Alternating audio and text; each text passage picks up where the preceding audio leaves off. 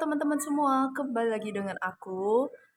Video kali ini kita bakalan membahas tentang kumpulan soal ya dari soal-soal P3K mulai dari kompetensi teknis, manajerial, sosiokultural dan juga wawancara teman-teman. Oke, tapi sebelum ke videonya, di sini aku mau ngasih tahu nih kalau aku udah launching buku aku ya teman-teman. Dia dalam bentuk ebook, file PDF ya teman-teman. Bisa kalian pesan melalui via WA ya dan bahkan aku kirim juga melalui WA teman-teman dan juga nol ongkir. Nah, buat kalian yang bertanya kira-kira soalnya itu ada berapa soal, itu ada sekitar 420 soal keseluruhannya ya teman-teman dan juga beserta dengan pembahasannya teman-teman. Dan juga ada beberapa soal dari e tersebut yang dilengkapi dengan gambar untuk memperjelas pembahasan tersebut. Jadi kalian ngerti apa yang aku maksud di dalam buku tersebut, teman-teman. Dan juga buat yang nanyain harganya itu berapa, harganya itu murah banget teman-temannya. Itu hanya dengan 50.000 rupiah aja kalian udah bisa dapetin 420 soal dan juga lengkap dengan pembahasannya serta tanpa ongkir teman-teman ya. Oke teman-teman, segitu dulu yang aku kasih tahu sama kalian. Kalau misalnya kalian berminat, kalian bisa hubungi nomor WA yang bakalan aku cantumin di description box aku ataupun di kolom komentar. Oke teman-teman, kita lanjut ya ke soal nomor satu. Sebelum ke videonya, jangan lupa di like, comment, subscribe, dan nyalakan lonceng notifikasinya supaya kalian nggak ketinggalan video terbaru dari aku. Oke, ini dia soalnya, kita baca bareng-bareng. Suatu hari, beberapa petugas imunisasi dari puskesmas datang ke sekolah SD untuk melakukan bias, yaitu bulan imunisasi anak sekolah.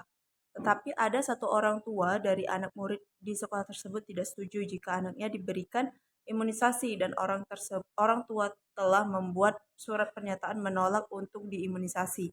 Maka apa yang harus dilakukan oleh petugas puskesmas tersebut? Nah, ini nih ada acara imunisasi ya, bulan imunisasi. Kemudian orang tua tersebut menolak nih anaknya untuk diimunisasi dan sudah membuat surat pernyataannya. Maka kita sebagai petugas puskesmas tersebut, apa yang harus kita lakukan teman-teman?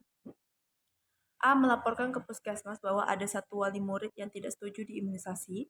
B. Memaksa anak tersebut supaya diimunisasi. C. Memberikan konseling tentang pentingnya imunisasi kepada orang tua. D. Tetap memberikan imunisasi kepada anak. E. Membawa anak tersebut ke puskesmas untuk diberikan imunisasi di sana. Oke, di sini teman-teman, jawabannya itu adalah yang C ya, memberikan konseling tentang pentingnya imunisasi kepada orang tua. Nah, jadi itulah kita kasih tahu dulu nih alasan kenapa pentingnya dilakukan imunisasi untuk anak-anak tersebut ya ini imunisasi lanjutan ya teman-teman. Nah, kalau misalnya sudah diberikan konseling imunisasi orang tuanya tetap menolak, ya udah teman-teman kita nggak usah imunisasi anak tersebut ya kan, cuman kita laporin aja ke puskesmas bahwa ada yang nggak mau diimunisasi kayak gitu, biar nanti tercatat nih datanya dan juga alasannya kenapa dia nggak mau kayak gitu teman-teman. Nah soal ini itu aku ambil semuanya 5 soal di video kali ini aku ambil dari buku aku teman-teman. Jadi kalau misalnya kalian penasaran nih, masih penasaran dengan pembahasan lebih lengkapnya ataupun soal-soal lainnya, kalian bisa hubungi nomor WA di kolom komentar. Oke, kita lanjut ke soal nomor 2. Oke teman-teman, ini dia soal nomor 2. Kita baca bareng-bareng. Seorang bidan sedang bertugas di puskesmas. Pada saat akan melakukan imunisasi HB Unijek ini HB0 ya teman-teman. Kemudian ternyata dijumpai VVM pada vaksin tersebut dengan kondisi B. Apakah tindakan yang tepat pada situasi tersebut? Nah, ini tuh pembahasan lengkapnya ada di buku aku ya. Di sini aku jelasin juga menggunakan gambar ya, teman-teman. Apa itu VVM? Biasanya kalau kalian misalnya mau vaksin itu biasanya di kemasannya itu ada kayak logo kayak gini, teman-teman. Itu yang namanya VVM.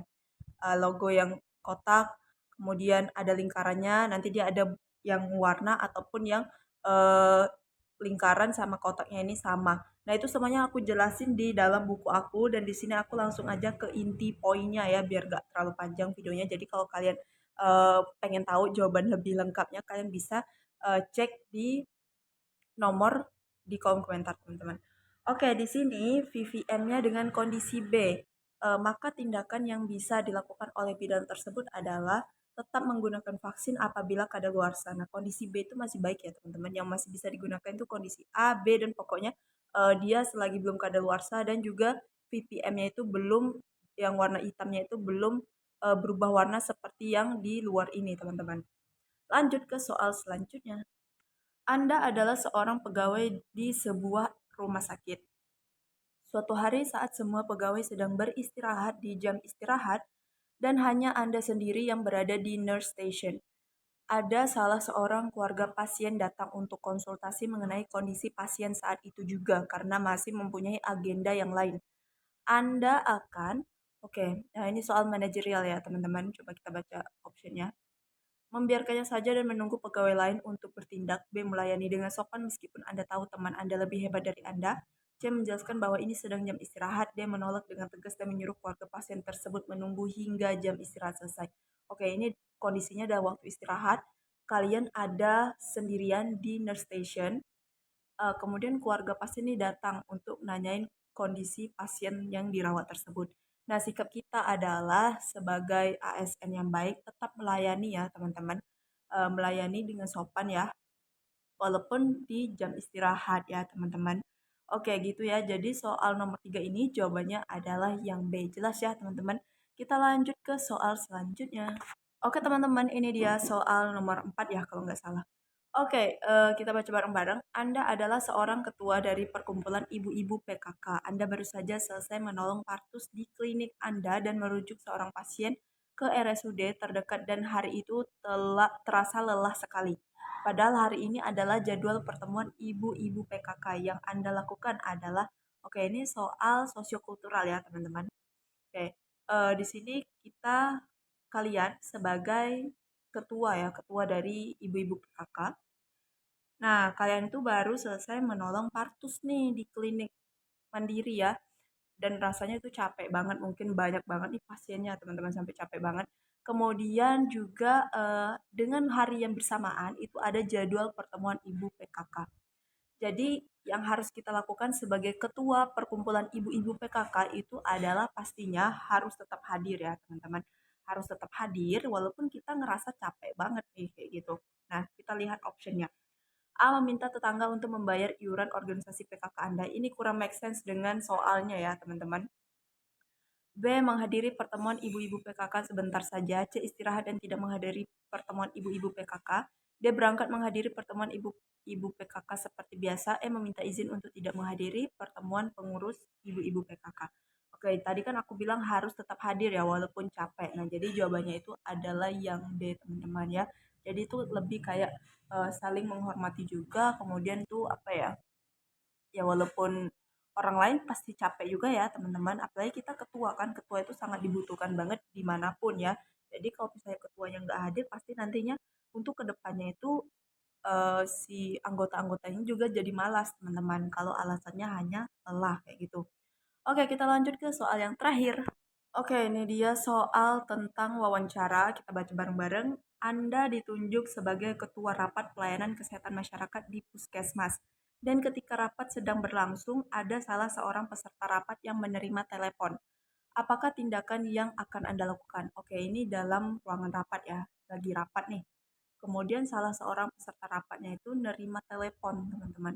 Nah, ini kira-kira mengganggu nggak sih kalau kita lagi rapat, lagi serius-seriusnya rapat, kemudian teman kita ada yang ngangkat telepon dan bertelepon di dalam situ. Pastinya terganggu ya, teman-teman. Fokus kita pasti bisa hilang. Nah, sikap kita sebagai si ketua rapat ini apa, teman-teman? A. Menegurnya supaya keluar dari rapat. B. Membiarkannya menerima telepon. C. Berbisik kepada supaya berhenti menerima telepon. D. Membiarkannya. Oke, kalau kita membiarkannya tadi itu bisa fokus yang lain terganggu, teman-teman. Nah, jadi nggak fokus rapat lagi nih. Kalau yang C berhenti menerima telepon, kita nggak tahu nih telepon dia kira-kira penting atau enggak. Kalau saya dia ternyata sedang menerima telepon urgent, kita suruh dia berhenti, takutnya nanti dia marah ya, teman-teman. Jadi nanti hubungannya jadi jelek nih. Jadi yang C itu aku eliminasi. Kalau dia membiarkannya menerima telepon, nah ini B sama D ini sama aja teman-teman ya. Ini tuh nanti mengganggu fokus orang lain. Menegurnya supaya keluar dari rapat. Nah, ini adalah jawaban yang paling tinggi ya, yaitu poinnya 4. Kenapa jawaban paling tinggi? Karena ya kita tegur aja sama dia. Kok mau nerima telepon di luar kayak gitu. Jadi tidak mengganggu konsentrasi orang dan juga dia bisa menelpon dengan tenang ya, teman-teman. Oke. Jadi segitu dulu nih 5 soal dari aku, teman-teman. Semoga bisa membantu ya persiapan P3K kalian. Dan juga aku ucapin terima kasih banget yang selalu nontonin video aku dan juga yang udah subscribe. Dan yang belum subscribe jangan lupa di subscribe dan nyalakan lonceng notifikasinya supaya kalian gak ketinggalan video terbaru dari aku, dan juga jangan lupa di share ke semua sosial media yang kalian punya supaya kalian gak ketinggalan video terbaru dari aku. See you next video. Bye bye.